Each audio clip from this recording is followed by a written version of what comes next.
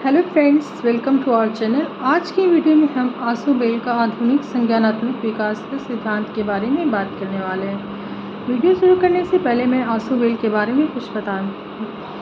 Professor आसु bell के सिद्धांत के अनुसार सार्थक तरीके से सीखने के लिए व्यक्तियों को नए ज्ञान को संबंधित अवधारणाओं से जोड़ना चाहिए जो वे पहले से जानते हैं, यानी कि उन अवधारणाओं से जोड़ना चाहिए जो पहले से उनके ज्ञान में है।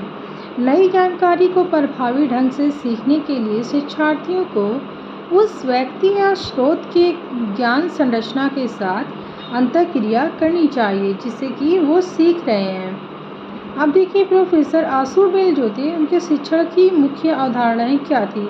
पहली अवधारणा है संज्ञानात्मक संरचना है। संज्ञानात्मक संरचना को हमारे द्वारा अर्जित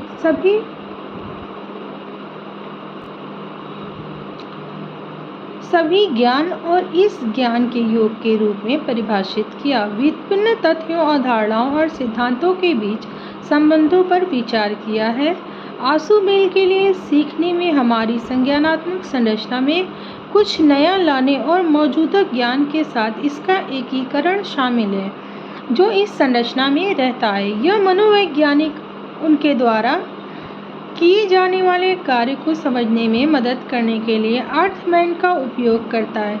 सीखने को प्रभावित करने वाला सबसे महत्वपूर्ण कारक वह है जो पहले से जानता है। समझें कि आपका छात्र क्या जानता है और उस ज्ञान को उपयोगी तरीके से करने में उनकी सहायता करें। अब देखिए, आसु बेल जो थे वो डेविड आसु बेल अमेरिका के निवासी थे। आसु बेल के सीखने के सिद्धांत को आधुनिक संज्ञानात्मक विकास का सिद्धांत भी कहते हैं क्योंकि सीखते समय व्यक्ति में क्या क्या परिवर्तन आते हैं उसका वर्णन किए हैं।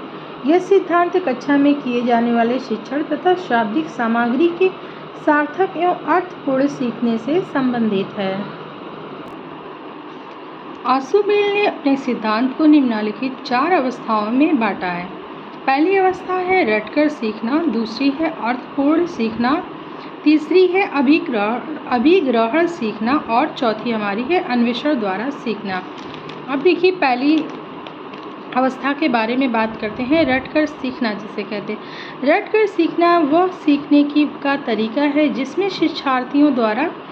शिक्षार्थी दिए गए विषय पर या पाठ को अर्थ बिना समझे रटकर याद कर लेते हैं, यानी कि शिक्षार्थियों को जो दिया गया है वो हूबहू वही रटकर याद कर लेते हैं।